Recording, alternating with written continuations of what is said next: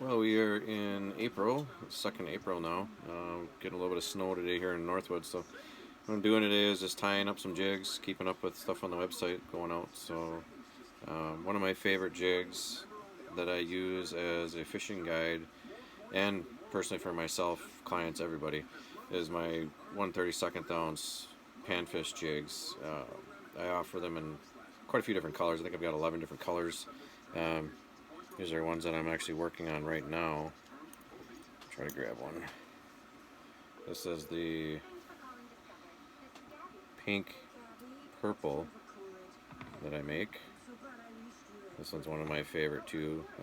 My whites are good. The regular pink and white I really like. The orange and white I always catch a lot of fish on. And then your natural colors, you got like browns, some of the greens with gold, stuff like that. Those things are just lights out throughout the whole year.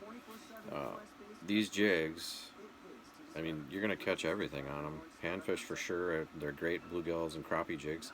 I can't tell you the amount of big fish that have come on these in the last few years. I got a few friends that fish them quite a bit, and they've got their new personal best crappies. Lots of personal best largemouth on them, actually, fishing them under a bobber in the spring. Largemouth love these things, especially with a 1-inch Berkley gulp alive minnow. That's what I usually tip these with.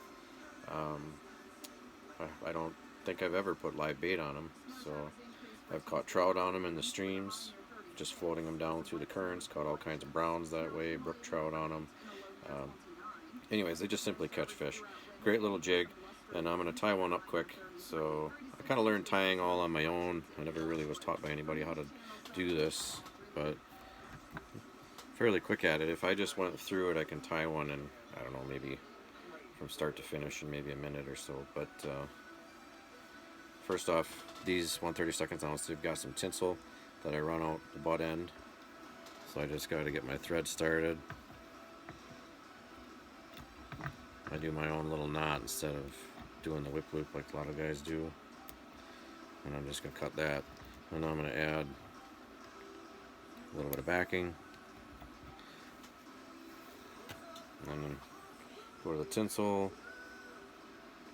I pull off whatever I feel is about the right. And I'm going to tie that on. I'm going to go to a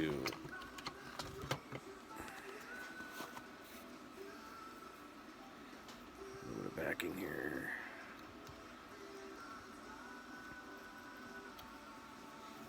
I like to coat in between these two, between the